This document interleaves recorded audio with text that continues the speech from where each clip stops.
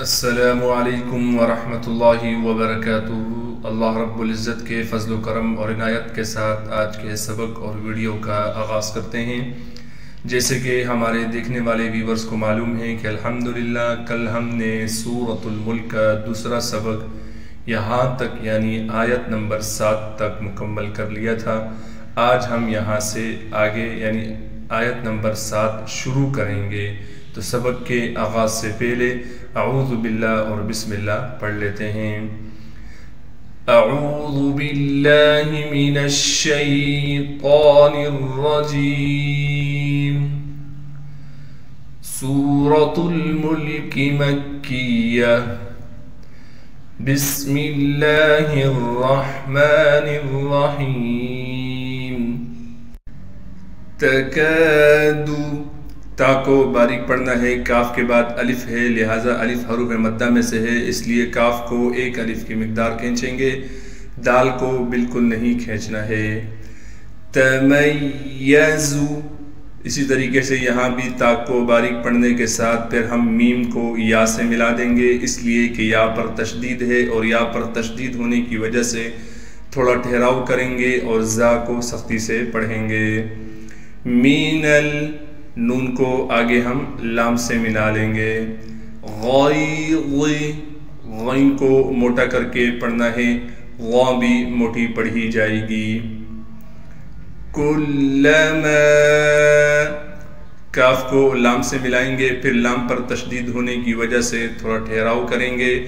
میم کے بعد الف ہے، الف حروف مدہ میں سے ہے، لیکن الف کے اوپر بڑا سا یعنی چھوٹا مد بھی لکھا ہوا ہے، لہٰذا اس کو ہم میم کو ایک الف کی مقدار کھینچیں گے۔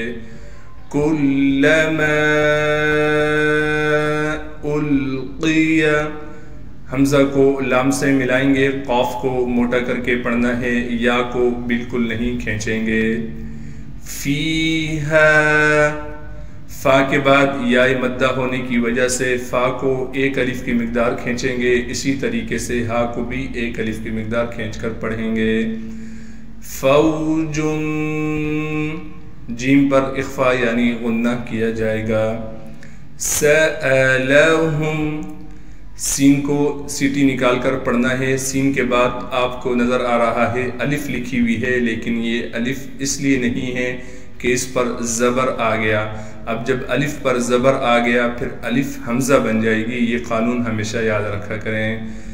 ہا کو پھر میم سے ملائیں گے، میم میں غنہ نہیں کریں گے۔ خزنتها، خا کو موٹا کر کے پڑھیں گے، زا کو سختی سے ادا کریں گے، نون کو بالکل نہیں کھینچنا، تا کو بھی اسی طریقے سے بالکل نہیں کھینچیں گے۔ ہا کے بعد الف ہونے کی وجہ سے ہا کو ایک الف کی مقدار کھینچنا تھا، لیکن الف مربد ہے، لہٰذا ہا کو 3 الف کی مقدار کھینچیں گے۔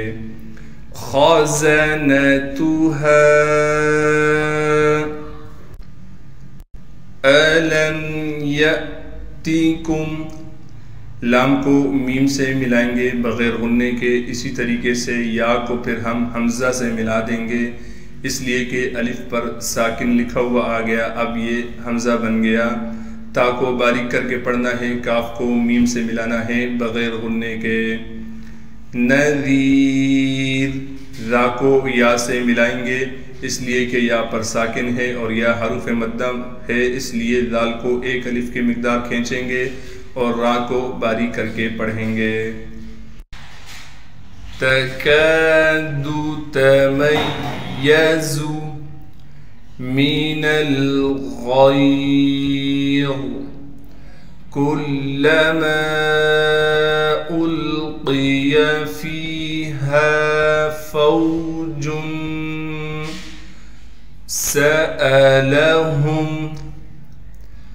خزنتها ألم یأتیکم نذیر۔ قالوا، قاف کے بعد الف مدہ ہونے کی وجہ سے قاف کو ایک الف کی مقدار کھینچیں گے، لام کے بعد بھی واو مدہ ہونے کی وجہ سے لام کو بھی ایک الف کی مقدار کھینچیں گے۔ بلا، لام پر کڑا زبر ہونے کی وجہ سے لام کو ایک الف کی مقدار کھینچنا ہے، با کو بالکل کھینچ کر نہیں پڑھیں گے، اس یا کو ہم نہیں پڑھیں گے اس لیے کہ یہ رسم الخط کی وجہ سے لکھی گئی ہے۔ قد، قاف کو دال سے ملائیں گے، دال پر قلقلہ ادا کریں گے۔ جاءنا،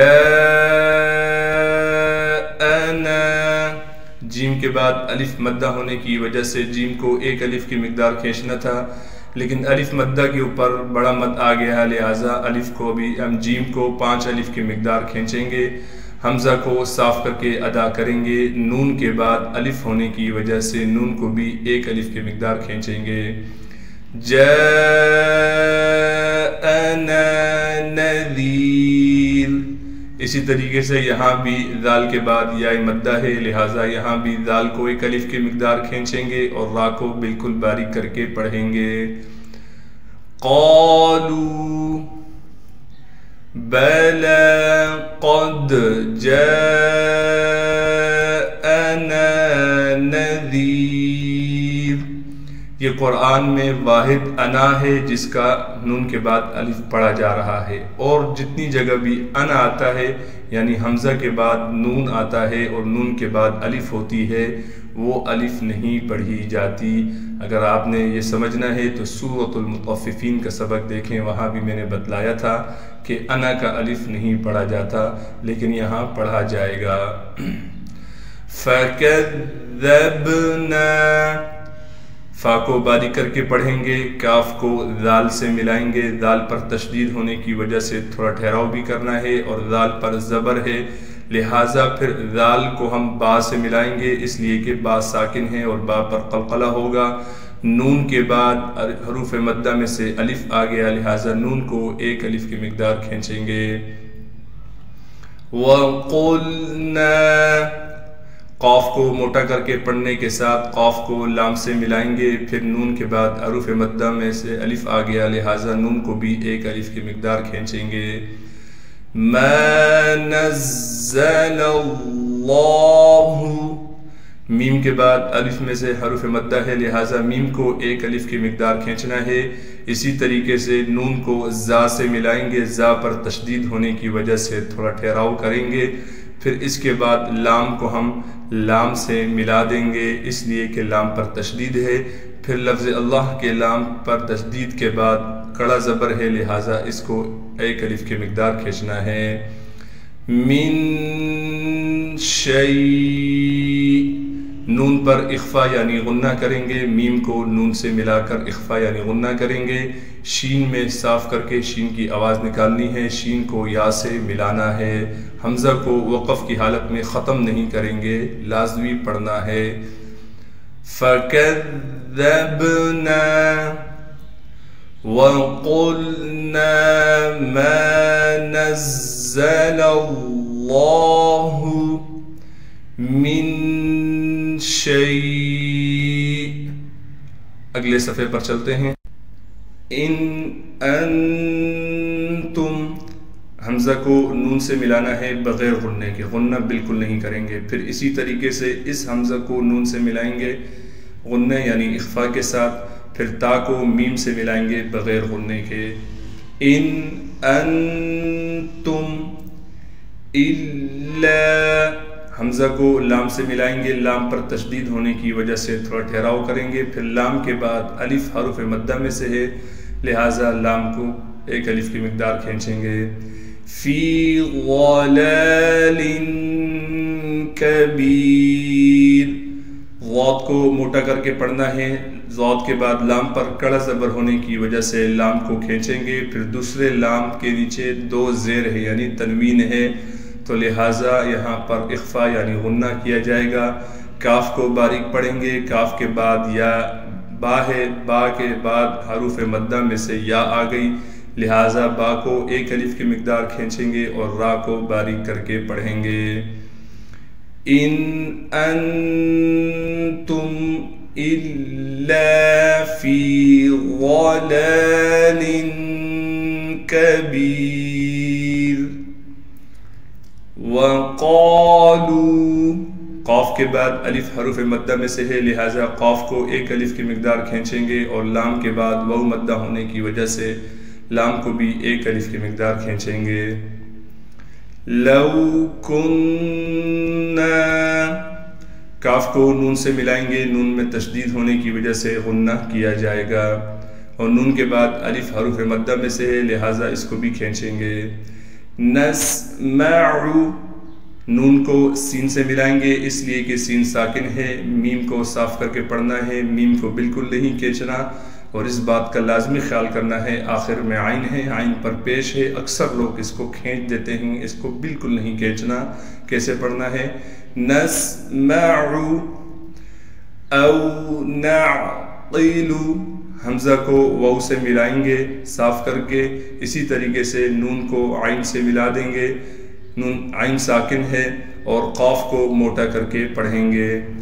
ما کننا، میم کو ایک الف کی مقدار کھینچیں گے، اسی طریقے سے میں نے یہاں بتلایا، کاف کو نون سے ملانا ہے غننے کے ساتھ.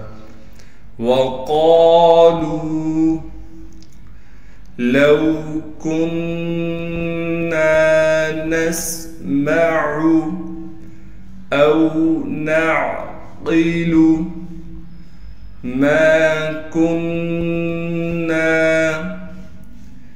فی، فا کے بعد یا مدہ ہے اور یا مدہ پر مد ہے، لہٰذا 3 الف کی مقدار کھینچیں گے. اصحابس، حمزہ کو صاد سے ملائیں گے، صاد کو موٹا کر کے پڑھنے کے ساتھ صاد میں سیٹی ادا کرنی ہے، ہا پر کڑا زبر ہونے کی وجہ سے ہا کو ایک الف کی مقدار کھینچیں گے. اسی طریقے سے با کو پھر ہم سین سے ملا دیں گے کیونکہ سین پر تشدید ہے. اصحاب السعیر، سین پر تشدید ہونے کی وجہ سے تھوڑا ٹھہراؤ کریں گے، اور عین کے بعد یا مدہ ہونے کی وجہ سے عین کو ایک الف کی مقدار کھینچیں گے، را کو بالکل باریک پڑھیں گے. فی اصحاب السعیر فاعترفوا، فا کو عین سے ملائیں گے اس لیے کہ عین ساکن ہے، تا کو بالکل باریک پڑھیں گے، را کو موٹا کر کے پڑھنا ہے، فا کے بعد واو مدہ ہونے کی وجہ سے فا کو ایک الف کی مقدار کھینچیں گے. بذنبہم، ذال کو میم سے ملائیں گے، اس کو اقلاب کا قاعدہ کہا جاتا ہے عربی میں، یعنی نون کو میم سے بدل لینا. یہ اس قاعدہ ہے کہ نون ساکن کے بعد با آ جائے تو وہاں نون کو ہم میم سے بدل لیں گے. بذنبہم، چھوٹی سی میم لکھی ہوئی ہے لہذا اس میم کو پڑھیں گے، نون کو نہیں پڑھیں گے. فسحقا، سین کو ہا سے ملائیں گے صاف کر کے گلے سے نکالنا ہے، قاف کو پھر ہم لام سے آگے ملا دیں گے. لِأَصْحَابِ السَّعِيرِ فَاعْتَرَفُوا بِذَنبِهِمْ فَسُحْقًا لِأَصْحَابِ السَّعِيرِ. صدق اللہ العظیم. اللہ رب العزت سے دعا ہے جو آج پڑھا سنا گیا ہے اپنی بارگاہ رحمت میں قبول و منظور فرمائے. جزاک اللہ خیرا. السلام علیکم ورحمۃ اللہ وبرکاتہ. اللہ حافظ.